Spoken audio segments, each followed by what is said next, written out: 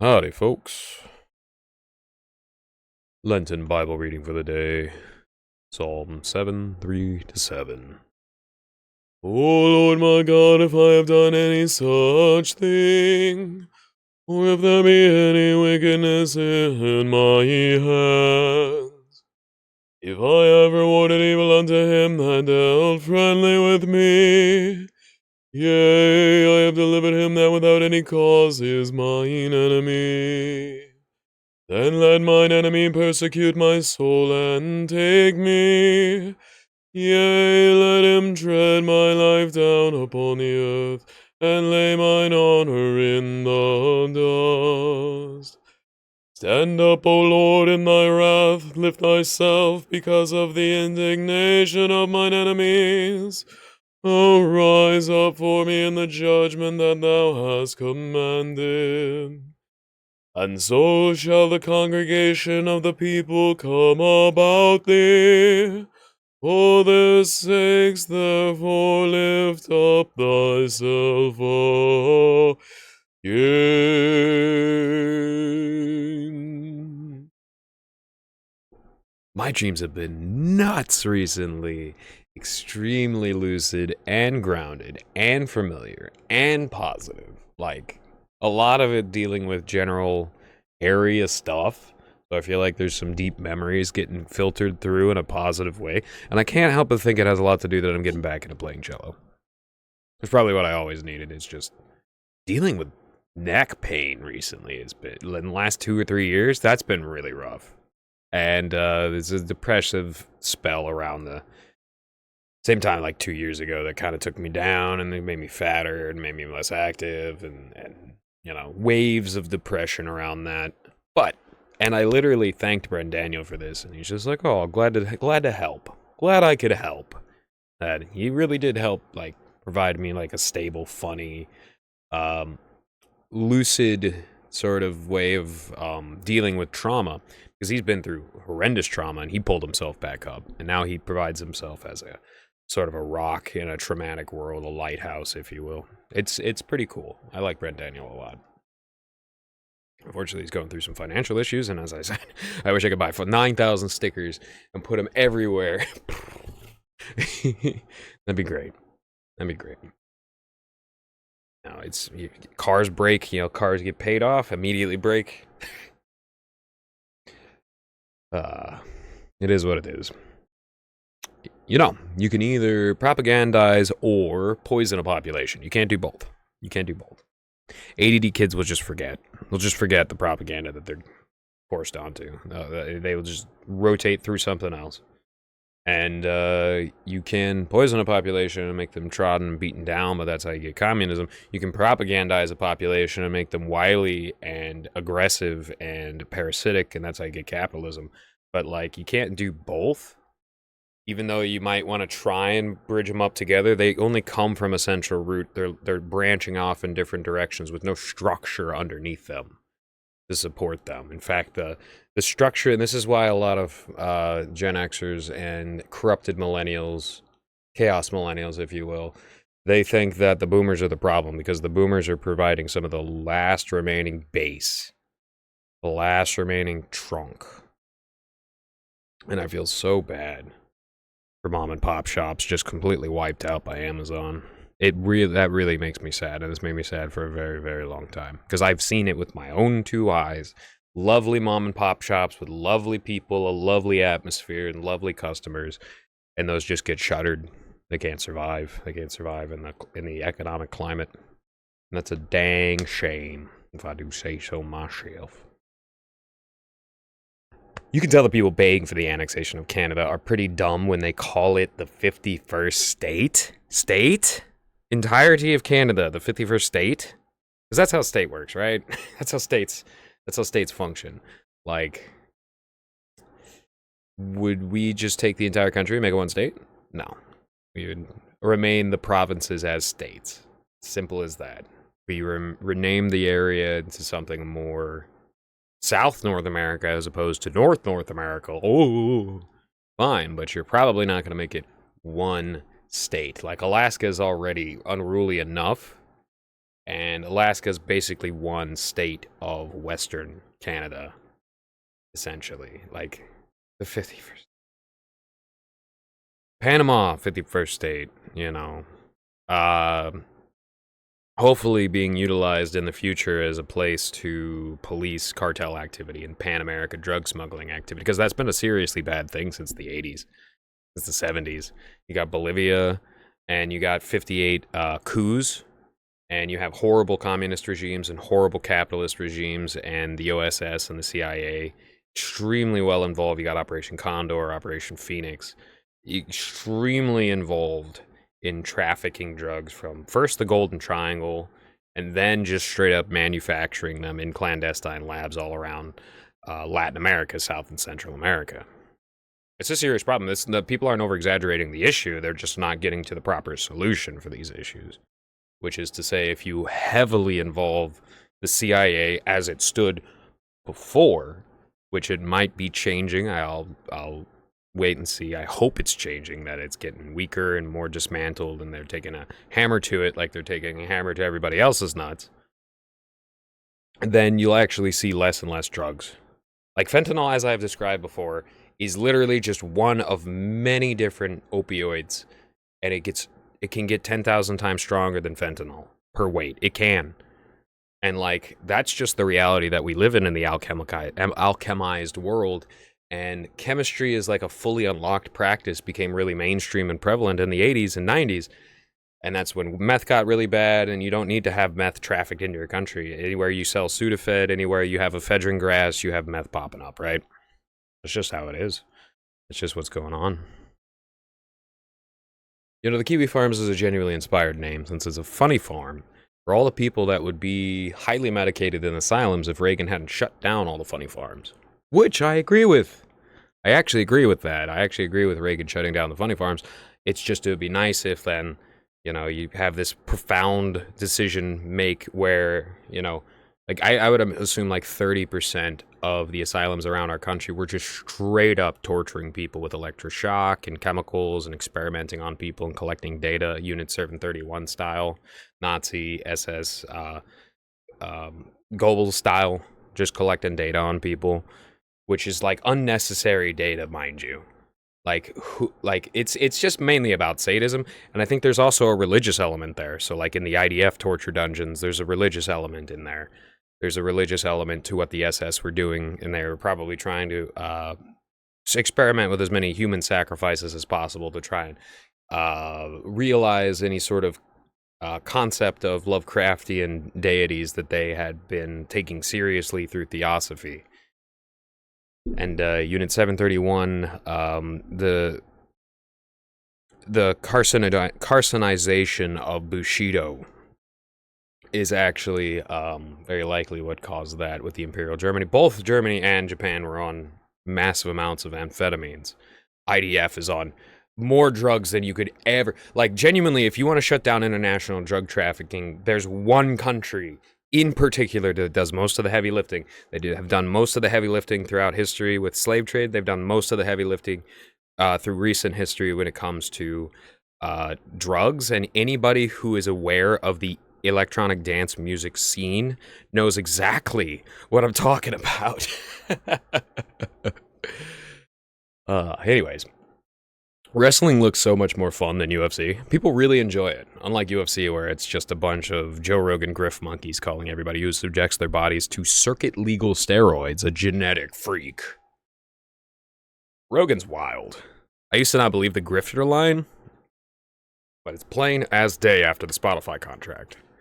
Going from Bernie and Tulsi to Elon Musk and every billionaire. That's a hell of a disconnect in between those two. And, like, I do have faith that he could potentially become more of a slow transformer of all that negative energy into something more positive than where it stands today.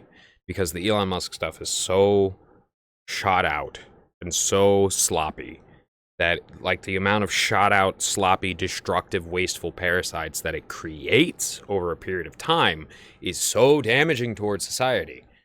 So, like, you hope at it, just like you pray for your enemies, you hope that the evil, you know, at least slows down, reverses track, So that for the vast majority of people, not just for your own spite, for a vast majority of people, things get better. Things can get a little bit better than how they would be if it continued as it were, if you had actually done a great grievous damage towards the soul of the universe by pushing it deeper into that position. That's a big thing. That's a big thing. It's pretty crazy that being an American means less and less. Being an American, it means less and less every year. Hell, you can now just buy the title out the American shop for $5 million.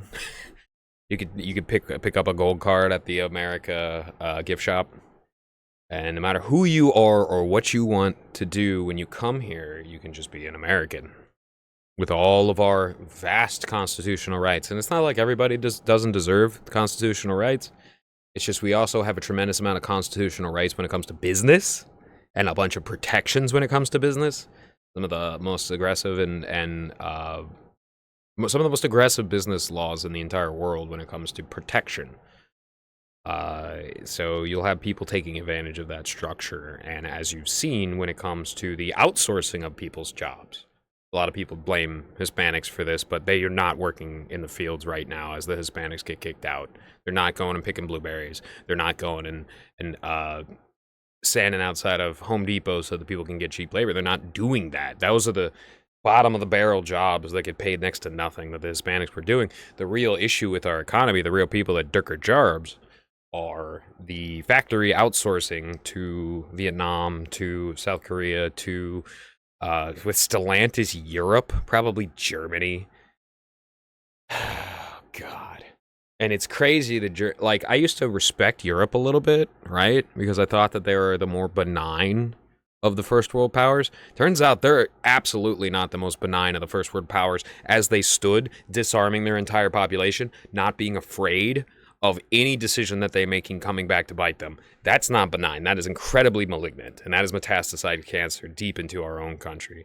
Like, if you see a lot of the, like, hardcore Satanist crap, it actually comes out of Europe and a drastically atheistized population from the communists coming in, East Germany, Czechoslovakia, wiping out tons of religious communities. And you also see a lot of that more Masonic, it has a little level of religion to it in Calvinist areas like the Netherlands and London. That's where you see more of the synchronistic reintegration of parts of, or synchronistic integration of parts of religion and atheistic communism. Keanu Reeves is great, ain't he? Except him being used as a tool for deep cut propaganda for 20 years, right? The premise of John Wick is kill 500 people because they touched my dog. Don't get me wrong. I love John McAfee, right? But the premise is, no matter the severity of the slight, if bad people come at you, you drop a nuke on their neighborhood. And everybody's walking around thinking that everybody they don't agree with is profoundly bad. It's one thing to use the term Bolshevik in a joke, but we do not live next to Cossack Khazars anymore. We're not living next to the Cossack host and their Don Kraji. We are not living in the pre-Holodomor Ukraine. We're not living there. We're living in modern America. And communism has been dead for 30 years, and it never took off here in America. You study the history, there's a small time around the 30s, 40s, and 50s where communism had a little bit of a boost, real parties. Just like a lot of the shrinking parties throughout history, they were collapsed, and they were completely done away with. And anybody thinks that there's some sort of like a bestriding entity like neoliberalism that is the real issue that we're dealing with. It's wishful thinking for things that they have watched in the movie theater, essentially. Moms turn 50 and go down one of two routes. Spiritualism essential oil grift, or alt-right multi-level marketing scheme grift. Basically the same thing, as I said, bifurcates. Things change the more they stay the same, but at the end of the day, they go way off course.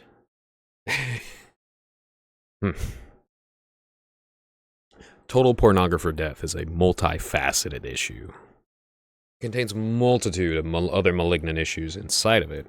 If people would just address why is there legal pimpery, why is there legal prostitution, why is the gambling become so much more aggressive? Why is dopamine humping normalized? Why are people growing up without morals and structures and duty and dignity and purpose? Why is that? Why does nobody have any long-term scope for the future? Why does everybody want to extract as much as possible instantaneously and get left with nothing and ashes in their mouth at best? Why is that?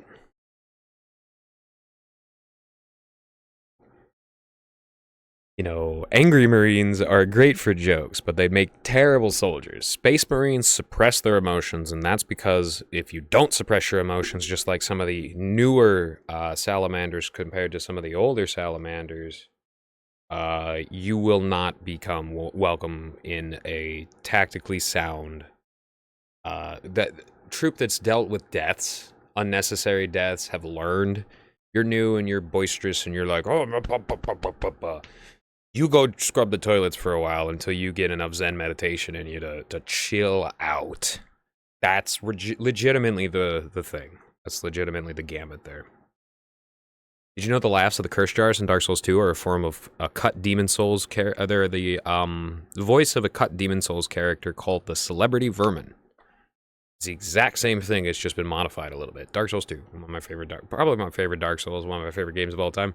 Fun game, fun game. And now we're on that topic. The hyperproliferation of gambling isn't due to anything inherently untractable in the human brain. It's what gaming as a core facet of American existence has programmed in us, and it's also a consequence of extreme short-term conceptualization. Like, regardless, like it's super low aura, right? So regardless if you're capitalism or regardless of your socialism, you can have a high aura and do a lot of good for the world, or you can have a low aura and do a lot of bad for the world, and that goes on both sides. And low aura capitalism is like instant gratification, all against all, free for all. Everybody's trying to extract from everybody else, and nobody can work together, and nobody can build anything, and that's exactly why nothing gets built, and that's exactly why nobody has anything. Straight up. Like when people shared that disgusting meme and then started like making fun of it a bunch, where it says your net worth is your network, or your network is your net worth. That's actually a genuinely true thing when it comes to like how much people can trust you, how much your projected network, how much people trust your brand. All of that is incredibly important, but as I said, a lot of mom and pop shops have been getting steamrolled for this gigantic, bestriding behemoth, this titan of industry in Amazon. You hate to see it, but as I said, at least Jeff Bezos, profoundly evil, Dr. Evil sort of guy, who might be putting weapons on the moon, who might be putting bombs inside of the moon in the near future. At least he does business. You don't see that with a lot of vapor billionaires like Musk, who don't actually do real business, but instead count artificial liquidity instead of legitimate, real liquidity in order to try and game the system. When in reality, it's an international hub of subverting American culture from within. That's effectively what Musk represents. And I'm sorry if that chuffs anybody the wrong way, but it's the reality. I have wanted him to do good for so long. I have seen him do bad in my own backyard for so long. And this recent chapter has shown me he is way stupider than I even thought that he was before. And I didn't think he was more an average person when it comes to intelligence.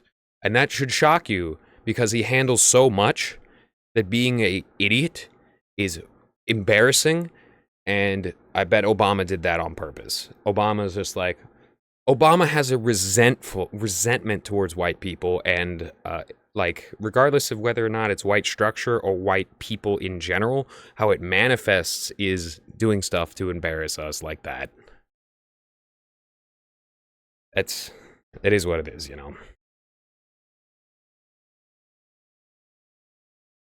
It's sad that our culture has created many men without empathy for each other or animals, and the force multipliers afforded to them by draining all their resources away make spiteful shells of us all.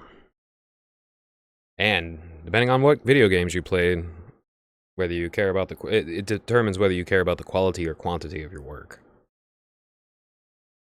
That's a point. Another silly thing. BlackRock, Blackstone, Blackwater, Mecca, phylacteries, Elon Musk's terrible new Starship facility. Why so ominous black cubula, fellas? It has to be made of solid obsidian to mean anything. Charade you are.